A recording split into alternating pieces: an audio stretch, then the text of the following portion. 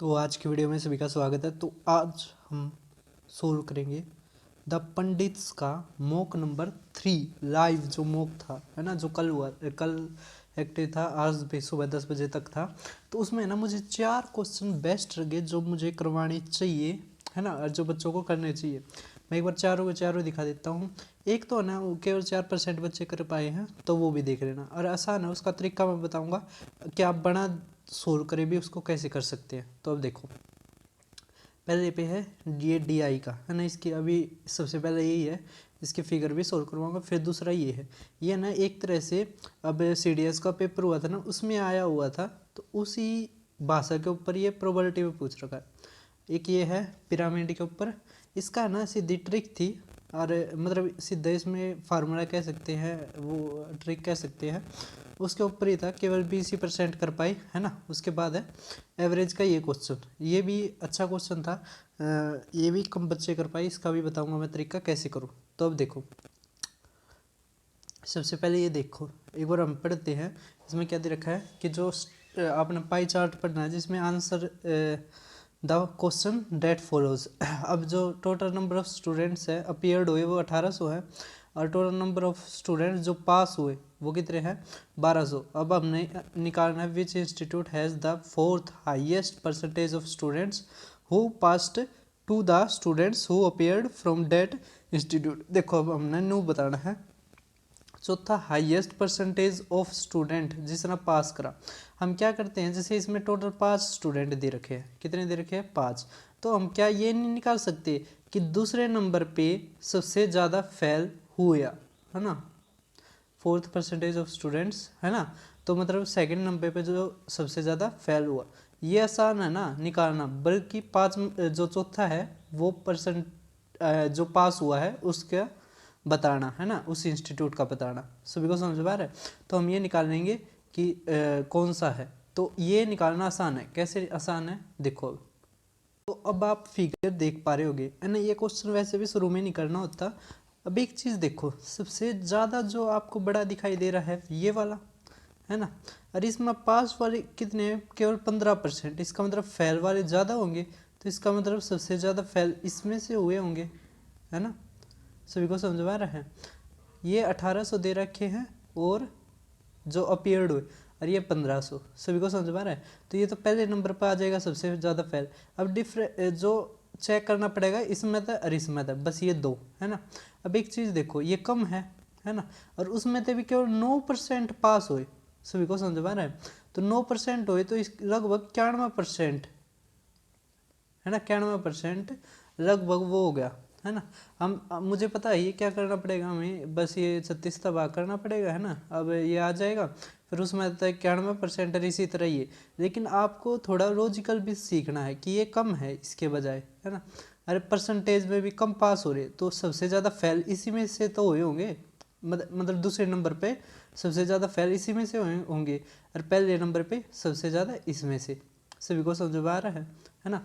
तो थोड़ा ना लॉजिकल माइंड भी लगाया करो।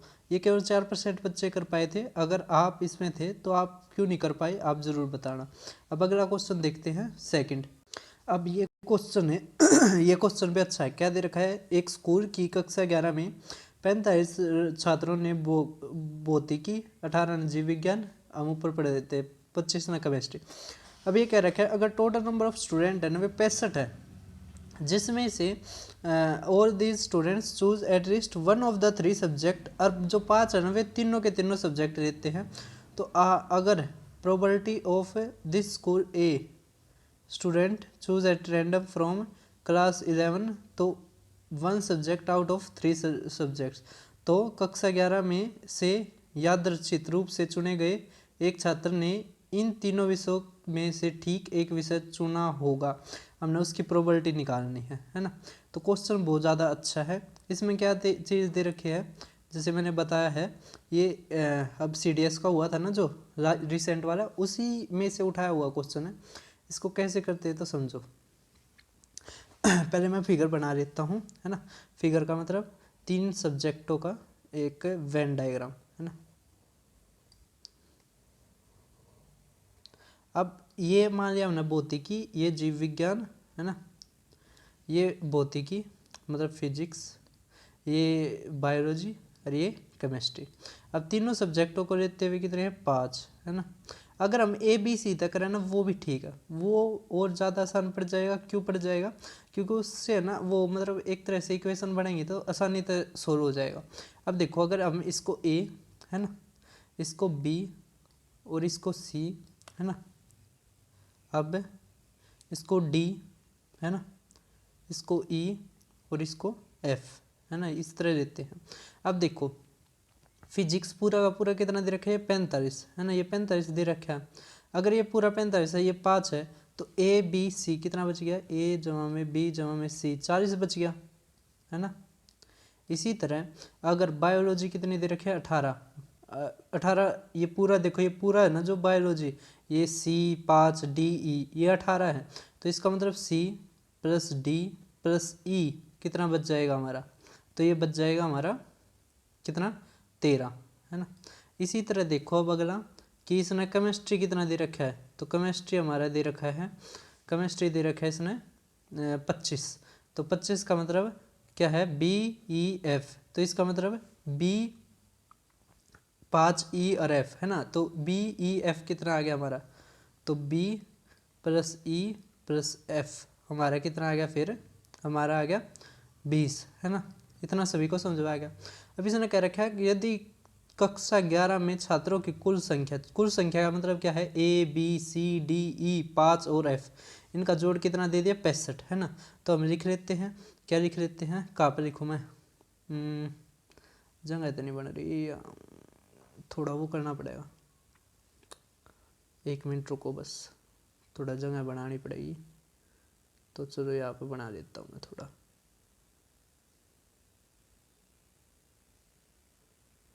स्टेटमेंट तो सभी का याद है ना।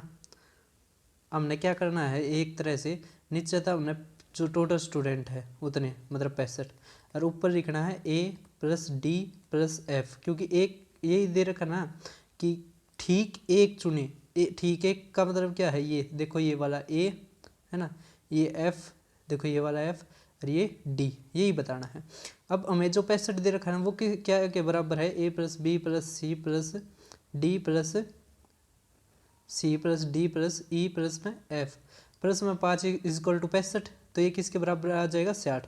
अब जब जोड़ोगे ना तो AB प्लस C है ना, तो हमारा क्या आ जाएगा A प्लस में D प्लस में F है ना, ये आ जाएगा हमारा A प्लस में D प्लस में F, A प्लस में D प्लस में F प्लस में 2 इंटू में, क्योंकि B 2 इंटू में B plus C plus E, ये आ जाएगा किसके बराबर, तो जोड़ दिया तो कितना आ गया ये 60, ये 70, 73 है ना। अब जब घटा देंगे ना इनका अंतर देंगे तो देखो 2 ये BCE घटाएंगे ना तो यहाँ पे BCE वो हो जाएगा ना, तो BCE हमारा आ जाएगा कितना 13, है ना। ये कितना आ गया 13।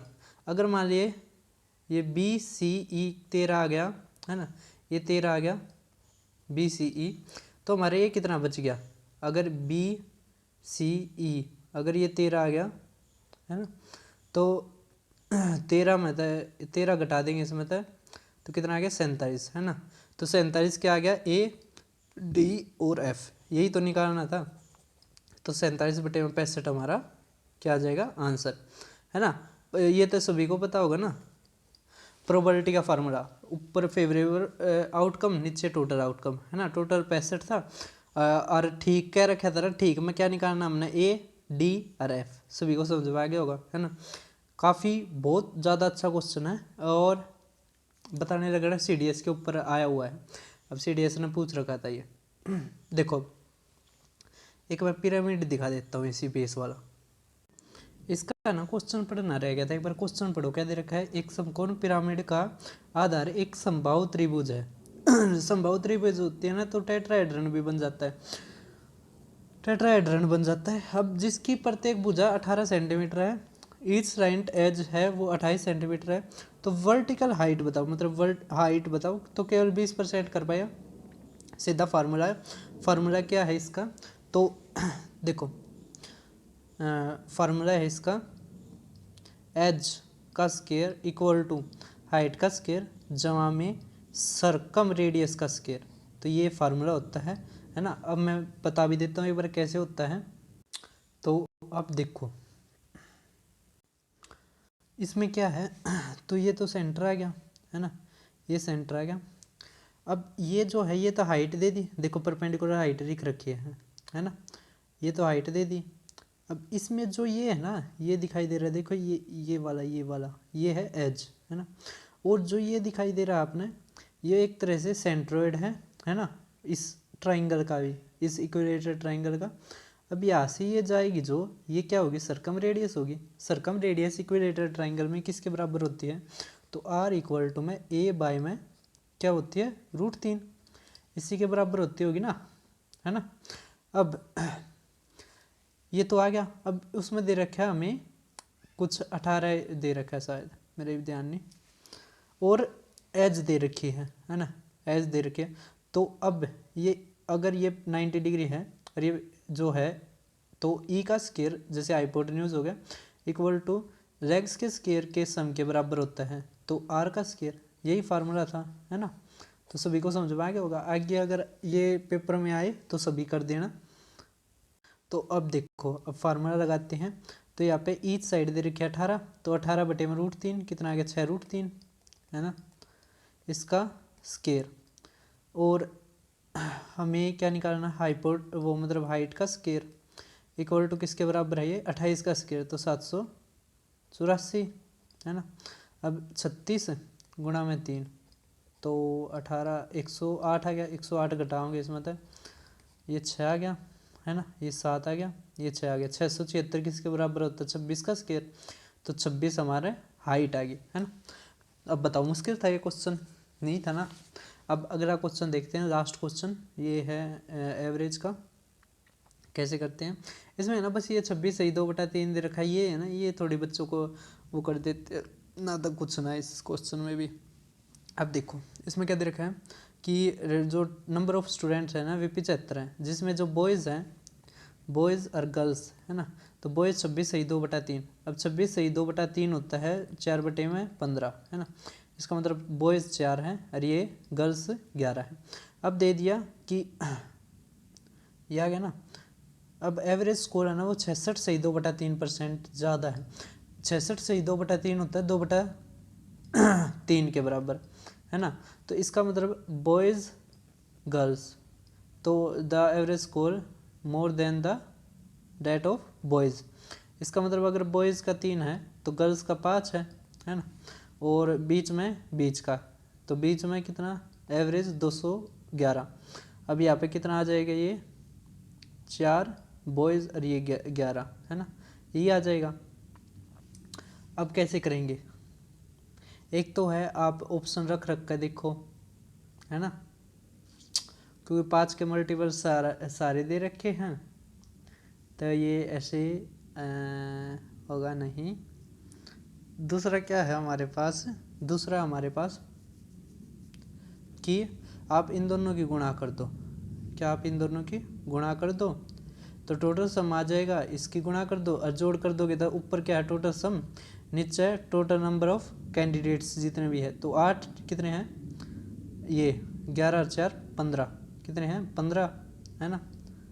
यहाँ पर करेंगे 12 जमा में 55 कितना आ गया, तो 67 बटे में 15 इक्वल टू 201, ये गुणा में 3, है ना, तो कितना आ गया 45, और 45 पंजे कितना आ जाएगा एवरेज, तो 5 5 25 225 इसका आ जाएगा, है ना, और 45 गुणा यहाँ पर करेंगे तो ये बॉयज़ का आ जाएगा। सभी को समझ में आ गया होगा ना। क्या कराया है मैंने कि जैसे हम वो नहीं करते एवरेज निकालते हैं, एवरेज किसके बराबर होता है, तो टोटल सम, है ना, तो हमने टोटल सम कर दिया था ऊपर गुणा करके और फिर उनका जोड़, बटे में टोटल नंबर ऑफ जो भी हैं इवेंट्स या कैंडिडेट्स जितने भी हैं, है ना, या जितने भी ये हैं विद्यार्थियों की संख्या वो, है ना, तो उससे निकाल दिया हमने, और ये सबसे बेस्ट मेथड है। तो 225 हमारा गर्ल्स का एवरेज। सभी को समझ में आ गया होगा। चैनल को सब्सक्राइब करो, आगे भी जो होंगे ना वो को ज़रूर करवाऊँगा।